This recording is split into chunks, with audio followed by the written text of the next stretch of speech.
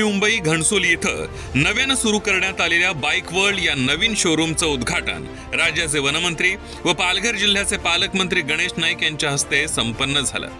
या प्रसंगी माजी खासदार संजीव नाईक यांच्यासह माजी नगरसेवक घनश्याम मढवी, माजी नगरसेवक विलास नाईक, समाजसेविका निर्मला पाटील व इतर मान्यवर उपस्थित होते।